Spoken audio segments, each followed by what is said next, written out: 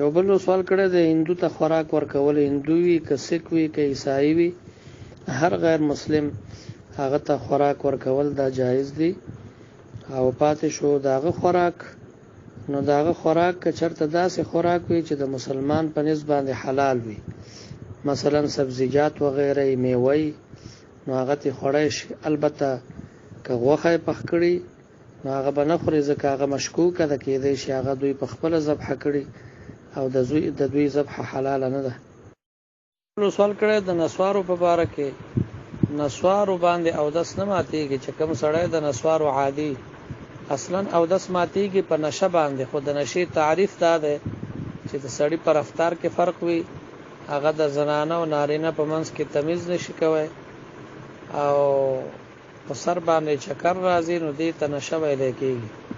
نو که په اول ځل باندې نسوار سړی استعمالوي نو دغه کیفیت خو به پې راځي، نو بیا پې اودس ماتېږي. او که د نسوارو عادي شي نو بیا اودس نه ماتېږي په نسوارو یا په سګرټ. السلام ورحمت الله وبرکاته. یو ورو سوال کړی دی چې وراره ته د تره ښځه دا جایز ده چې نکاح ورسره وکړي، که چېرته بله وجه د حرمت نه وي، مثلا کله ناکله خو د تره په نکاح کې ترور هم راځي، نو ترور سره خو نکاح نه ده جایز.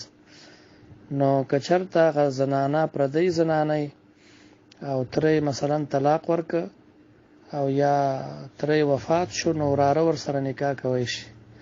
دغه شان د وراره ښځه هغه هم که بله وجه د حرمت نه وي، کله ناکله خو داسې هم کېږي چې د وراره په نکاح کې وریره راشي، مثلا د بل ورور خورې ده، د وراره لورې ده، د وراره په نکاح کې راغلی ده، نو که بله وجه د حرمت نه وي او دغه د وراره ښځه مثلا د پردي خاندان نه او وراره طلاق ورکړي یا مثلا وفات شي، نو تره ورسره نکاح کوی شي.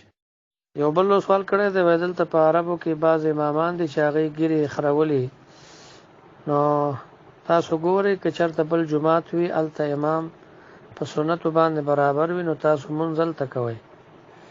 خو بالفرض که چېرته ټول هم داسې وي نو بیا د یوازې مونځ کولو نه دوی پسې مونځ بهتر دی، بس الله بلا د هغې په سر ستاسو مونځ ورپسې صحیح دی. السلام ورحمت الله وبرکاته. یو ورو سوال کړی دی د حیوان د خصیتینو په باره کې، کرپوري چې ورته ویلی کېږي، نو د هغې خوراک مکروه دی او مکروه تحریمي دی. البته که د علاج دپاره مثلا یو مریض ته ډاکټر ووایي او بل شی مفید دی، نو بنا بر ضرورت بیا جایز دی.